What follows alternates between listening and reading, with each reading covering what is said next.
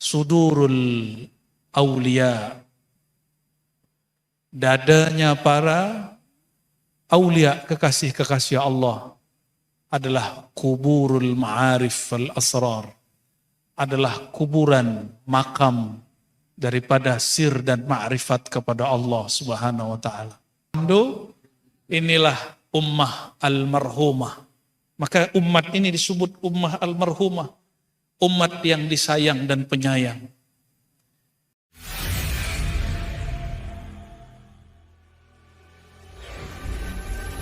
Allahumma salli wa sallim wa barik alaih. Amma ba'du, puji syukur kita pulangkan kepada yang maha terpuji, Allah Subhanahu wa ta'ala. Yang maha bersyukur ialah yang menyebut dirinya Al-Hamid Asy-Syakur. Dan kita juga kirimkan salawat dan salam kepada Nabi SAW, hamba yang paling terpuji. Karenanya lah kita mengenal zat yang maha terpuji. Namun kita tidak kenal juga dengan beliau kecuali melalui para masyaikh kita. Maka kita bersyukur dapat guru, mempunyai guru, mursyid-mursyid yang membimbing kita mengenal Nabi Muhammad yang terpuji, Allah yang juga terpuji. Yang sangat saya ta'zimi, hormati guru kita semua, Syekhuna Tuan Haji Siddiq Al-Khalidi, mata'allahu fi hayati. Mohon maaf jika ada keterlambatan. Belum pakai karomah katanya. Toyul ard, melipat bumi. Masih manusia biasa. Saya bersyukur dapat memenuhi jemputan Tuan Syekh dan diberi kesempatan masa untuk mengisi beberapa mau'izah untuk ikhtitam suluk keberapa Tuan Syekh? 70? 72, Masya Allah. Sudah lama. Orang-orang yang paling kaya di muka bumi bukan orang yang menumpuk harta, tapi orang yang menabung, menumpuk nama Allah di dalam dadanya. Maka sungguh berjaya dan beruntung orang-orang yang kalbunya menjadi tabungan nama-namanya. Benarlah kata masyayikh kita sedari dulu, sudurul aulia, dadanya para aulia, kekasih-kekasih Allah, adalah kuburul ma'arif wal asrar, adalah kuburan makam daripada sir dan ma'rifat kepada Allah Subhanahu wa ta'ala. Dan kita beruntung di negeri kita, di Nusantara ini, walaupun berlainan bangsa, suku dan negara, tapi secara manhaj masihlah sama. Saya dari seberang Sumatera Barat, walaupun tinggal di Jakarta, kami sudah mengikuti suluk semenjak berumur 13 tahun. Dahulu masih ketat, masih wajib 40 hari, belum boleh 10 hari. Belum ada lagi 3 hari. Kami dahulu dididik mengurangi makan. Mengurangi makan yang tidak thayyib, halal tapi tidak thayyib tidak boleh. Salah satunya dulu tidak memakan yang bernyawa. Tapi saya dengar mursyid kita berijtihad. Kalau ini yang menjadi halangan orang berzikir, ayo makanlah sesukamu, yang penting halal. Yang penting makan ikan, makan daging, tidak menghalang zikir daripada menghalangi zikir. Ya. Ada orang mau zikir, teringat daging. Masih makan daging.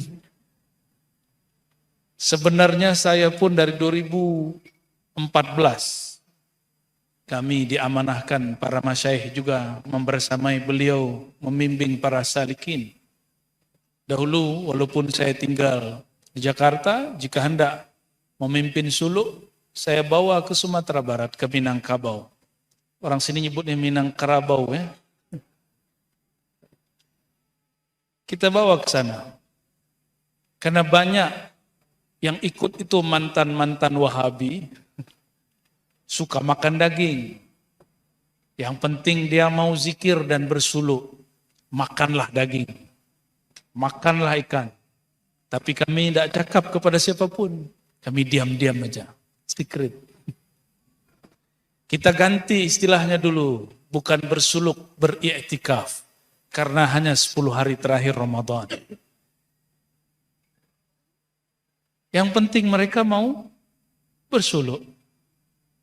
Karena sunnah iktikaf hari ini sampai masa ini akhir zaman ini yang benar-benar mengamalkannya secara utuh hanyalah orang-orang yang berthariqah wa akhasul khusus thariqah Naqsyabandiyah dan lebih spesial lagi Naqsyabandiyah Al-Khalidiyah. Maka nisbat gelaran Al-Khalidi kepada mursyid itu menandakan mereka masih menghidupkan arba'inat atau ishrinat atau salasinat atau asyara ayam. Bahkan guru saya mengatakan, kalau engkau tidak punya masa, yaum walailah, yang penting kau mau duduk mabit sejenak saja mengingat Allah Subhanahu wa taala. Karena perintah mengingat Allah itu wajib, bukanlah sunnah, bukan mustahab. Wazkur rabbaka katsira. Surat Al-Imran. Al-aslu fil amri lil wujub. Pada dasarnya perintah itu wajib. Dan perintah berzikir ratusan kali lipat di Quran. Sedangkan sholat hanya puluhan, sekitar 50 fa'aksar. Hanya 50-an, lebih kurang. Aqimus shalah, hanya sekitar 50-an lebih kurang. Tapi perintah zikir lebih banyak dari semua itu. Kenapa? Supaya orang dia sukses dalam sholat. Aqimus sholata lidzikri. Hendaklah engkau menyempurnakan sholatmu untuk mengingat aku. Maka latihan zikir ini untuk sholat. Untuk apa kita bersuluk? Untuk sholat. Supaya sholat kita kamilah. Maka kita sampaikanlah jazakallah ayyuhal masyaikh. Jazakumullah ayyuhal masyaikh. Kita katakan terima kasih wahai Tuan Guru. Semoga beliau hayatnya, setiap nafasnya diberkahi oleh Allah SWT. Keluarganya, usahanya, perjuangannya diridai oleh Allah Subhanahu wa taala. Saya alhamdulillah, kalau orang sini nyebutnya hambo ya, kami sebut ambo. Saya alhamdulillah dari kecil berguru kepada orang yang sudah sepuh juga. Waktu umur kami 11 tahun, saya khidmat kepada beliau. Namanya Maulana Syekh Muhammad Nuruddin Al-Khalidi. Makannya sedikit. Kalau suluk wajib 40 hari. Tidak boleh 10 hari. Suluk tidak boleh makan yang berdaging, bernyawa. Masih ketat beliau. Mutasyaddid. Kami khidmat semenjak kecil. Tapi 3 tahun sebelum beliau wafat, beliau tidak sanggup lagi memimpin suluk. Maka saya bergurulah kepada syekh yang kedua. Namanya Abuya Syekh Al-Hasan Al-Basri. Namun beliau gabung 2 thariqah. Naqsyabandiyah was-Sammaniyah. Ada zikir jaharnya, ada zikir khafinya. Awal-awalnya saya meragukan zikir ini. Kenapa ada zikir? Mata dipejam, lidah dikunci, kepala ke bawah, ya. Lampu pun sebagian dimatikan. Saya pikir ini bid'ahnya orang thariqah. Ternyata diambil dari hadis Nabi SAW. Ada semakna dalam riwayat Hakim, ada yang semaknanya dalam riwayat Ahmad. Nabi berkalam kepada para sahabat, hal fikum gharib. Adakah di antara kamu yang gharib, yang asing? Ahli hadis mengira itu ahlul kitab. Tapi ahlul ma'rifat mengartikan ahlul kitab ini ada maknanya. Orang yang mampu baca kitab, tapi tidak mengerti ilmu ma'rifat, sering memusuhi ahli zikir. Dari masa ke masa, dimanapun tempatnya, cobalah lihat. Yang mengkritisi, yang mengingkari mursyid-mursyid tarekat, itu orang yang bisa baca kitab, yang boleh baca kitab juga. Benar tak? Karena dia mungkin mampu baca kitab, tapi tidak mampu membaca yang tersirat di dalam kitab. Cukup bacalah Al-Quran. Wazkur rabbaka katsira. Sebutlah nama Allah sebanyak-banyaknya. Banyak itu 1.000 banyak? 5.000 banyak? Banyak? Ya bolehlah, banyak lah. Ya. Nabi beri contoh 100, 70, 33, 10. Ini hanya contoh. Contoh ini dikembangkan oleh para sahabat. Mereka fahami dengan pemahaman yang muassa, yang luas. 2 istri baginda Nabi Muhammad SAW, Safiyah dan Juwairiyah. Beliau berdua mempunyai tasbih. Namun dahulu belum diikat dengan tali. Tasbihnya biji-biji subhah dari kerikil-kerikil seperti yang kita guna dari khatam khojakan. Ya. Kalau Naqsyabandi pasti ada khatam khojakan. Cuma kadang masyayikh ingin memberi rukhsah kepada murid, takut lama duduk. Maka khatamnya ekspres, pendek. Safiyah berzikir dari subuh sampai Nabi kembali di saat duha. Nabi pulang biasanya sekitar pukul 10. Lebih kurang 4 jam atau 3 jam berzikir. Nabi biarkan. Artinya zikir menghitung adalah salah satu marhalah, level berzikir untuk mubtadi, untuk pemula. Untuk orang-orang yang sedang memulai zikir. Nabi biarkan. Ketika beliau berangkat subuh. Tapi karena ini istri Rasulullah Sallallahu Alaihi Wasallam, maka ruhaninya cepat usul kepada Allah. Maka Allah langsung mengkabarkan kepada Nabi untuk alih zikir anak ini, istrinya ini. Ketika pulang Nabi tanya, maukah kamu aku ajarkan? Ala adulluki. Maukah aku ajarkan engkau, tunjuk ajar engkau zikir yang lebih afdal daripada menghitung satu persatu. Tentu seorang murid sahabat sekaligus istri mau. Lalu Nabi mengajarkan, zikir itu hakikatnya ada pada bab wukuf dalam thariqah Naqsyabandiyah Khalidiyah. Namun jika dilafazkan bunyinya subhanallah wa bihamdihi adada khalqihi wa zinata arsyihi wa ridha nafsihi wa midada kalimati. Lafaz mulia ini lafaz yang muncul dari lisan baginda Nabi Muhammad SAW. Jika disirkan itulah wukuf. Awalnya kita zikir ismuz zat, ismul jalalah pada latifah qalbu, lalu lataif, lalu tahlil, nafi isbat. Kenapa kemudian zikirnya zikir diam? Supaya kita merasakan fazkuruni azkurkum. Sebut aku ingat engkau. Biarkan dia menyebut dirinya melalui qalbu kita. Maka dikatakan subhanallah bihamdihi subhanallazim adada khalqihi wa zinata arsyihi wa ridha nafsihi wa midada kalimati. Apa maknanya? Terjemah umumnya, ya Allah engkau maha terpuji Engkau maha mulia, engkau maha suci, sesuka-sukamu, seridha-ridhamu, semau-maumu. Itulah hakikat zikir wukuf. Dan itu ada dalam marhalah-marhalah, kami menyebutnya kurikulum, benar sama, kurikulum berzikir. Maka bolehlah disebut surau-surau suluk itu madrasah qalbiyah, madrasah latihan qalbu.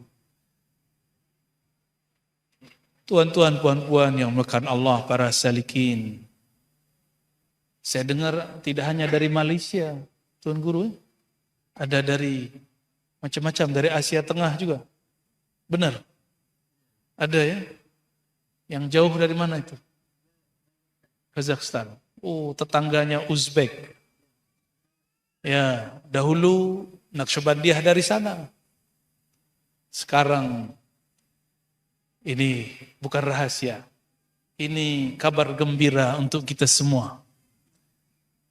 Umat Islam yang paling banyak mengamalkan thariqah Naqsyabandiyah adalah orang-orang di negeri kita ini, Nusantara ini. Malaysia kah itu atau Indonesia? Paling banyak. Alhamdulillah. Bahkan di Sumatera ada negeri 1000 suluk di daerah Kampar, Riau. Kampungnya Syekh Abdul Wahab Rokan sebelum beliau berpindah ke Basilam. Di Basilam hari ini, setiap hari ada orang bersuluk. Saya bertanyalah kepada mursyid saya di Sumatera Barat, di Minangkabau. Boleh suluk setiap saat? Boleh. Namanya as-suluk. Ya, suluk mutlak. Kapanpun. Namun karena hari ini kita terikat oleh masa cuti, masa bekerja, akhirnya beberapa guru menyesuaikan masa. Berzikir ala thariqah Naqsyabandiyah sebenarnya tidak ada yang bid'ah. Namun dahulu di Mekah ada orang berjidal sesama ulama, bukan murid. Yang berjidal itu Syekh Ahmad Khatib Al-Minangkabawi, orang kampung saya juga. Tapi lama sudah jadi mufti di Mekah. Beliau juga mursyid thariqah khalwatiyah. Tapi dia tidak bersetuju dengan suatu manhaj dalam thariqah Naqsyabandiyah Khalidiyah yang bernama Rabithah. Rabithatul Mursyid. Maka dia tulislah satu buku, risalah kecil, untuk membantah tentang risalah bab Rabithah. Karena dahulu ada mursyid kita di Damaskus, orang Baghdad, hijrah ke Damaskus. Namanya Al-Mujaddid Maulana Syekh Khalid Al-Baghdadi, thumma Dimashqi. Orang Malaysia sebut Damsyiki, Damsyik. Maulana Khalid ini, beliau yang dapat ilham banyak untuk menghidupkan sunnah arba'inat. Lalu memapankan, mengutuhkan, mempatenkan manhaj Rabithah, Rabithatul Mursyid. Sebelumnya ini hanya kalimat-kalimat sir yang ada di kitab. Imam Sya'rani dulu sudah bahas itu, tapi tidak betul-betul dinyatakan. Sampai masa Maulana Khalid, ini dijadikan sebagai babul futuh. Ada murid tidak sanggup melalui mujahadah, mata bergadang, mata bangun. Setiap kali zikir ada suara lain, suara nafas. Zikir nafas. Zikir nafas ya. Kalau di Thariqah Ahmadi zikir nafas jelas. Allah. Ini zikir nafasnya. Lidah dikunci, lainlah yang berbunyi. Tapi mursyid mendengar, melihat murid begitu tambah sayang. Ya Allah, muridku hendak belajar menyebut nama Engkau ya Allah, tapi malah dia tidak kuat, dia tertidur. Kepala lehernya langsung patah. Tadinya tasbih di tangan, sekarang tasbih bergerak sendiri. Allahumma salli ala Sayyidina Muhammad. Pengalaman saya, bukan pengalaman murid-murid di sini. Lebih kurang sama ya. Kenapa makan harus sedikit? Supaya tidak zikir nafas. Itu rahasianya. Itu rahasianya. Karena jika orang makan banyak, di dalam perutnya ini bekerja, pencernaannya lelah, dia memerlukan rahat yang luar biasa banyak. Maka salah satu babul futuh adalah taqlilut ta'am, menyedikitkan makan, wasyurb, dan minum, supaya tidak ngantuk. Tapi guru karena sayang dengan murid, yang penting dia mau zikir, makan banyak boleh. Alhamdulillah, inilah ummah al-marhumah. Maka umat ini disebut ummah al-marhumah, umat yang disayang dan penyayang. Betul-betul penyayang. Banyak yang sudah dirukhsah. Guru mengatakan, ya Allah, biarlah aku tanggung beban muridku. Dahulu di Suryalaya juga ada Abah Anom namanya. Juga Naqsyabandiyah, tapi Mutahhariyah yang digabung dengan Qadiriyah. Murid-murid bertanya, perlukah kami zikir dengan angka 11.000, 70.000? Beliau mengatakan tidak. Yang penting setiap sholat wajib 165. La ilaha illallah. Lalu bagaimana tugas-tugas yang lain, wazifah yang lain? Jawaban beliau, biarlah aku yang tanggung. Guru-guru begitu. Ya. Jadi ketika antum sudah dibolehkan makam yang bernyawa, tidur pun bolehlah agak ditambah. Itu guru yang lelah. Ya. Tidak mudah jadi guru, maka jangan berharap-harap jadi mursyid. Namanya cari-cari masalah. Tapi orang terpilih adalah orang yang mau menghadapi masalah. Masalah itu tidak hanya menghadapi ngantuk. Banyak masalah, nantilah kita cerita ya. Masalah internal, nanti masalah eksternal. Banyak. Ya. Kembali ke masalah zikir dan rabithah. Syekh Ahmad Khatib Al-Minangkabawi, beliau ternyata memahami rabithah itu menyembah guru. Dia kurang faham tentang rabithah. Jadi tasawur dia, deskripsi, ta'rif dia tentang rabithah seakan-akan mengingat guru di dalam zikir. Adakah tuan-tuan ingat guru dalam zikir atau ingat guru sebelum zikir? Ingat guru sebelum zikir. Guru itu yang diingat, apanya yang diingat? Jasadiahnya atau ruhiyahnya? Tapi tanpa jasad, ruh pun kita lupa. Maka perlulah membayangkan guru. Apa dalilnya? Dalilnya ada dalam sahih, kitab-kitab yang sahih, kutubus sittah. Tapi derajat yang ini hasan, tapi naik sahih li ghairihi. Diriwayatkan oleh Imam Ibnu Majah. Kenapa menjadi sahih li ghairihi? Karena ada riwayat-riwayat lain, Abu Nuaim, Imam Ahmad. Ya. Nabi SAW mengabarkan, diriwayatkan oleh Sayyidatuna Asma binti Yazid Al-Ashhaliyah Al-Ansariyah. Al-Asma binti Yazid ini seorang mujahidah di kalangan perempuan. Dia wanita berjihad. Waktu perang dengan Rum, lebih dari 9 tentara Rum gugur di tangan dia. Ini Al-Asma binti Yazid. Beliau ini mengatakan, Nabi bersabda kepada kami, berkisah kepada kami, ala adullukum bi khiyarikum. Maukah kalian aku tunjukkan ciri-ciri orang-orang terbaik? Di riwayat Abu Nuaim dan lain-lainnya disebutkan, maukah aku tunjukkan kamu siapakah aulia-aulia Allah? Kekasih-kekasih Allah. Lalu mereka mengatakan, bala ya Rasulullah. Tentu wahai baginda Rasulullah. Nabi SAW meneruskan kalamnya. Man idza ru'u dzukirullah. Ini pun saya sampaikan di Malaka, tapi dalam konteks yang berlainan. Orang yang jika mereka dipandang, ru'u, ro'a, lain dengan nazara. Nazara bi'ainil basar. Sedangkan ro'a boleh dengan basar, boleh dengan basirah. Inilah dalil rabitah. Orang yang jika dipandang, diingat, dikenang, zukirullah, maka memandang mereka menghantarkan kita memandang kepada Allah. Mengenang mereka membuat kita terkenang nama sifat-sifat Allah. Menyebut nama mereka membuat kita mudah untuk menyebut nama Allah. Betul enggak?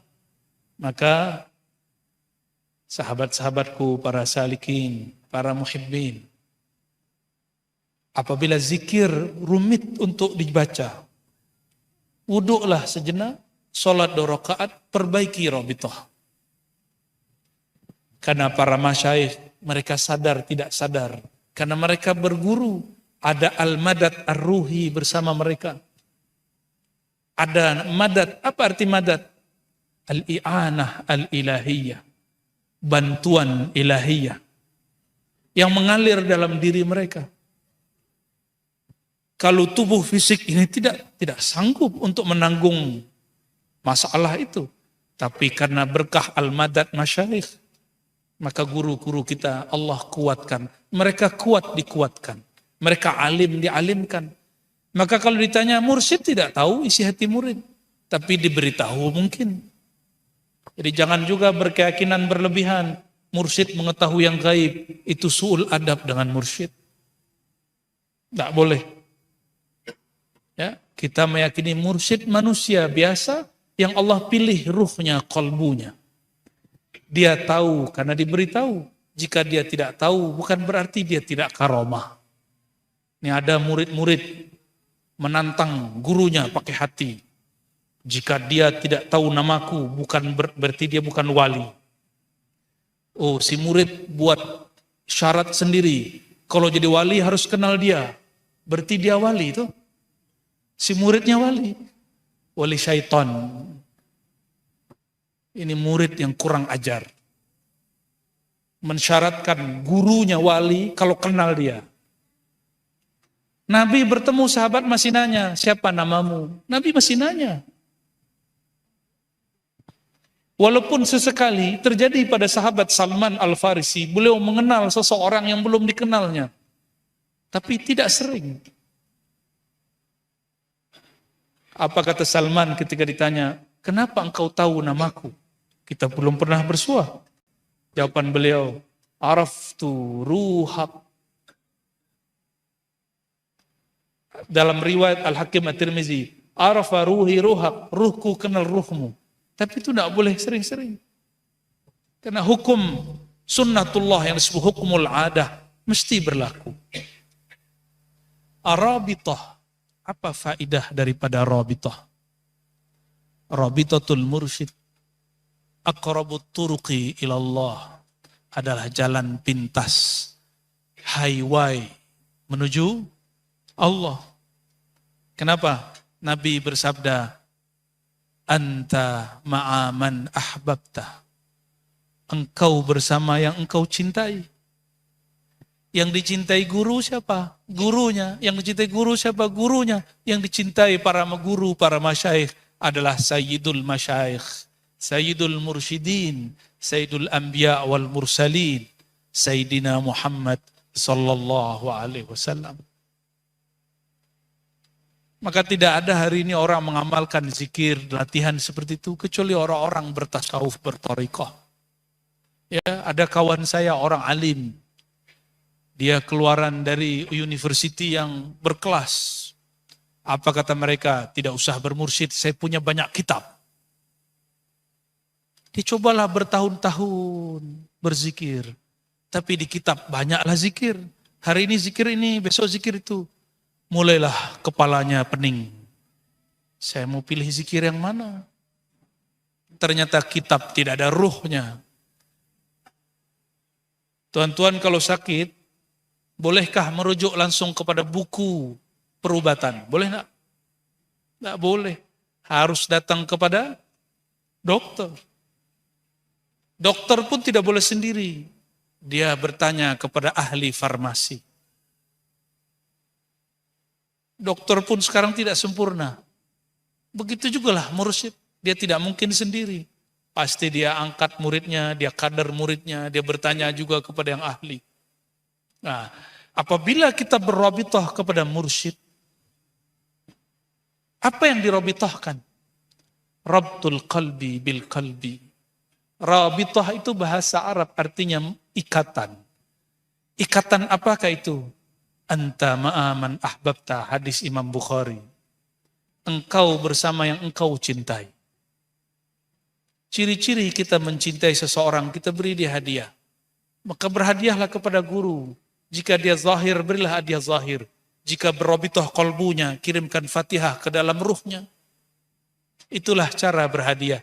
Tahadu, tahabu. Saling berhadiahlah kamu, memberi hadiahlah kamu. Maka engkau akan saling mencinta. Itu alasannya kenapa kita baca Fatihah untuk mursyid.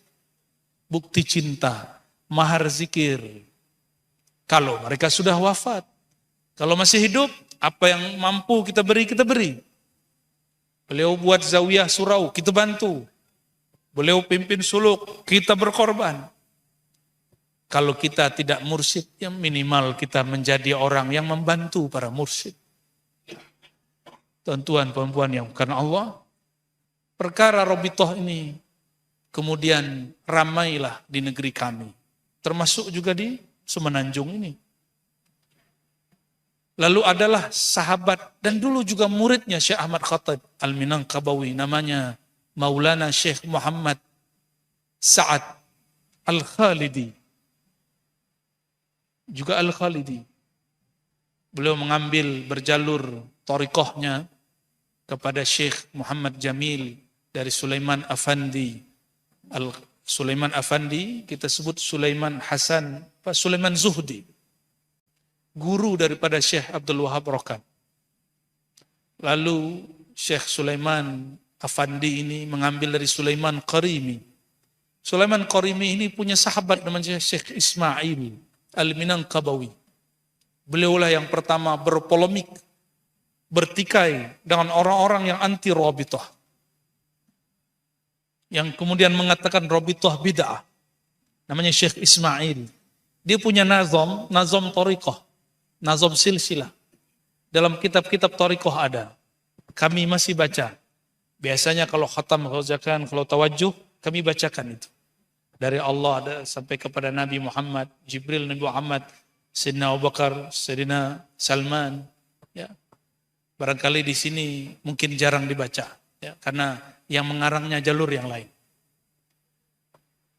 Beliau, Maulana Muhammad Sa'ad nulis bantahan terhadap Syekh Ahmad Khatib Al-Minangkabawi, yang juga guru syariatnya. Bantahan itu berkembang, akhirnya redup. Dengan meninggalnya mereka semua, Syekh Ahmad Khatib wafat, Syekh Sa'ad pun wafat. Setelah saya mengamati apa yang salah, apa yang ditikaikan, ternyata definisi yang dibayangkan oleh Syekh Ahmad Khatib bukanlah definisi yang kita maksud. Dia membayangkan rabithah itu menyembah guru atau mengingat guru dalam berzikir. Tidak. Rabithah itu anta ma'aman ahbabta. Man iza ru'u zikrullah. Engkau bersama yang engkau cintai. Dan yang kedua, siapakah manusia terbaik? Orang yang jika dipandang, dikenang, maka membuat kita mengingat kepada Allah Subhanahu wa taala. Oleh karenanya, tidak usah khawatir soalan rabithah. Jadi rabithah itu masyru' fid din. Dia bab mahabbah. Namun diistilahkan oleh Imam Khalid. Maka murid-muridnya menyebut dirinya Al-Khalidi. Dan yang terbanyak bernisbat kepada beliau hari ini adalah negeri kita. Di Turki banyak, ada Syekh Mahmud, ada Syekh Nazim. Tahu Syekh Nazim Al-Haqqani. Namun Syekh Nazim gabungkan dengan Thariqat Maulawiyah. Maka adalah Darwish. kemudian menari, tarian sufi. Itu bagi Khalidiyah tidak ada. Syekh Sulaiman Zuhdi punya risalah Sahifatus Safa. Bagi beliau, zikir Naqsyabandi, tubuh pun tidak perlu gerak. Diam, lidah dikunci. Bahkan ketika ada jazab pun ditahan, dilembutkan badannya. Kenapa kita melihat ada orang jika hal dapat, dia berteriak? Karena lidahnya tidak dikunci. Kenapa ada orang kemudian merinding? Karena badannya tidak dilemaskan, dilembutkan. Maka ciri-ciri kemurnian Naqsyabandiyah Khalidiyah, badannya dilembutkan. Itu rahasianya. Kalau zikir, panas tak? Panas. Tahu asbabnya? Nama Allah itu hararah. Yang Tuhan makan masih berdaging. Maka bertemulah hararatani, dua yang panas. Oh, panas. Akhirnya beruntunglah ini tempat suluk mewah sekali, ada kipas anginnya. Ada air conditioner juga, aircon. Ada. Nikmat sekali. Ya. Nanti saya kasih tahu lama orang di Sumatera sama di Jakarta, mau suluk ada aircon. Di mana? Di Kuala. Ada ikonnya. Tuan-tuan perempuan yang dimuliakan Allah, barangkali itu sedikit yang dapat saya sampaikan. Karena ini rihlahnya masih panjang ini. Besok pun masih ada beberapa tempat. Nanti malam juga masih ada. Ya. Sedikit-sedikit kita buka. Insya Allah saya akan kupas tentang usulut tariqah an-Naqsyabandiyah bil adillati syar'iyyah. Alhamdulillah Allah izinkan hamba ini belajar hadis 15 tahun. Mengkhatamkan kitab-kitab hadis utama, Sahih Bukhari, Muslim, Abu Daud, Tirmizi, Ibnu Majah, Nasai, ditambah Muwatta, ditambah Sunan, Al-Sunan Al-Kubra, Al-Baihaqi, Musnad Ahmad dan lain sebagainya.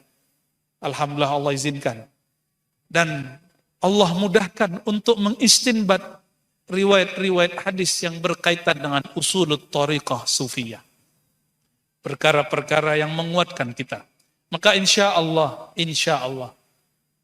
tahun depan saya akan selesaikan, khatamkan satu buku tentang buku pertahanan tariqah sufiyah. Semua tariqah boleh ambil dalil dari sana. Apakah Naqsyabandiyah, Khalidiyah, Syaziliyah, Ahmadiyah, dan lain sebagainya. Insya Allah. Semuanya kita ambil dari Al-Quran, Sunnah, Ijma', Qiyas, kalam ulama' salafus salih, ijtihad para ulama' terdahulu. Insya Allah. Dengan asas akidah Ahlus-Sunnah, bermazhab yang 4, wabil khusus mazhab Syafi'i, dan berakidah Asy'ariyah, Maturidiyah. Inilah yang dikatakan oleh Maulana Syekh Muhammad bin Muhammad Al-Khani. Apa kata beliau? Syartul wusul mesti berakidah yang sahihah dan bermazhab yang sahihah. Lalu berguru yang sanadnya muttasilah. 3 aja syarat usul. Pertama apa? Akidah sahihah. Insya Allah beliau dan guru-guru mursyid kita Naqsyabandi tidak ada yang Syiah. Tidak ada yang Rafidah. Tidak ada yang Hululiyah mengatakan aku jadi Tuhan, Tuhan masuk. Tidak ada. Tidak ada. Tidak ada tanasukiyah, reinkarnasi, tidak ada. Semuanya Ahlus Sunnah Asy'ariyah. Bermazhab fikih. Tuan guru kita bermazhab fikih Syafi'i. Dan bertorikoh yang bersambung. Dan di pertemuan yang awal saya bertanya kepada Tuan Syekh. Ternyata sanad beliau bersambung kepada Syekh Abdul Wahab Rokan. Ya. Maka sanad kami, silsilah kami bertemu di gurunya Syekh Abdul Wahab Rokan. Yaitu Syekh Sulaiman Zuhdi. Namun dari jalur ulama Kampar kita bertemu di Syekh Sulaiman Rokan. Dan kata ulama kita, ketahuilah silsilah gurumu, engkau akan mengenal keluarga ilmumu. Maka mohon diangkat saya jadi murid Tuan Syekh. Saya masih jauh lah. Ya. Semoga pertemuan ini diridhai oleh Allah Subhanahu wa Ta'ala. Assalamualaikum warahmatullahi wabarakatuh.